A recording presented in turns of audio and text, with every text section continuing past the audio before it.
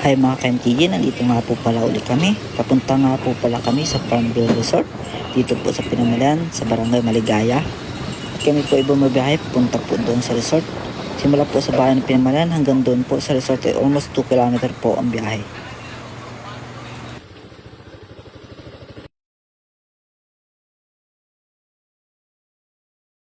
Ayun, welcome tayo dito ngayon sa Farmville, no?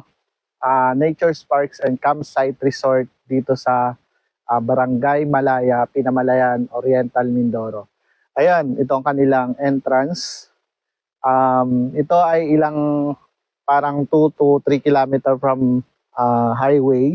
Makikita nyo dito sa video kung paano pumunta dito. Pero yun, ito yung entrance nila. Yan. Ang ambience dito mostly nature's park and campsite, no, yung resort. Kasi ang parang ano to, parang family resort, no, nila sir. So, ito yung entrance nila, mostly natures, maraming puno.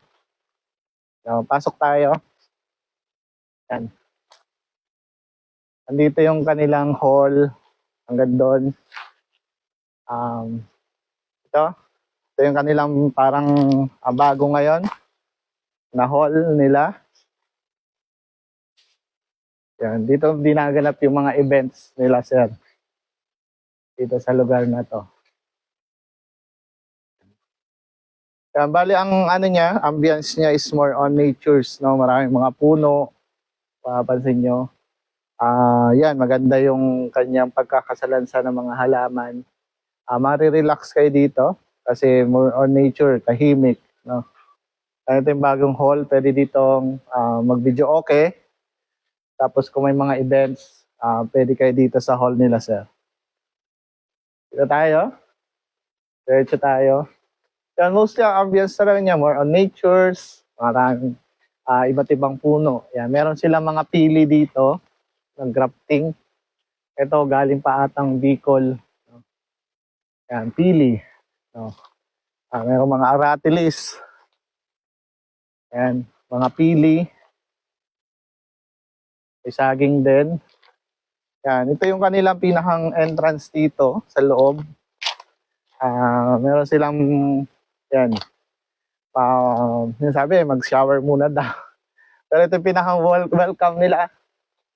Yan, pwede magpa-picture dito pang Instagram.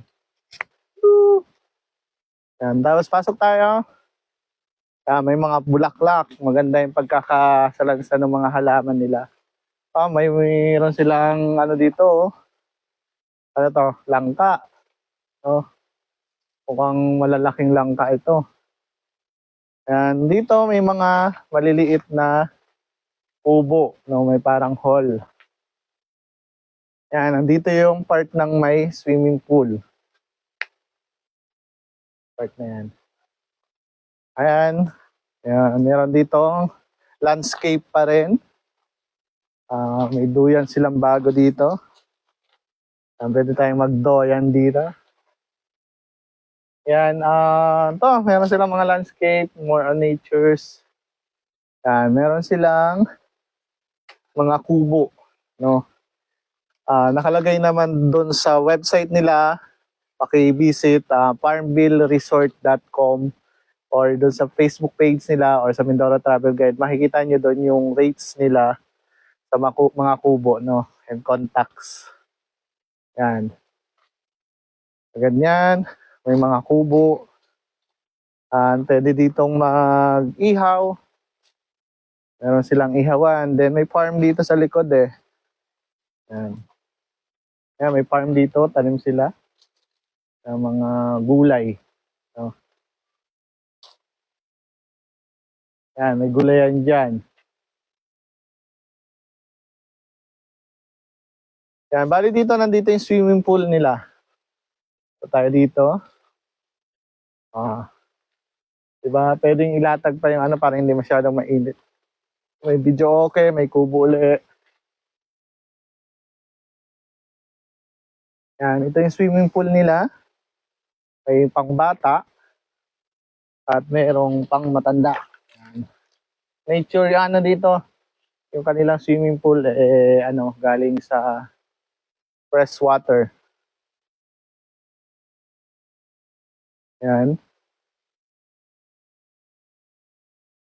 May hall din dun sa taas. Gusto nyo dun sa taas pag ano.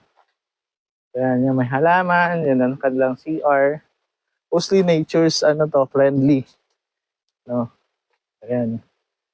Meron dito rin parang upuan. Madami yung ano. Ayan.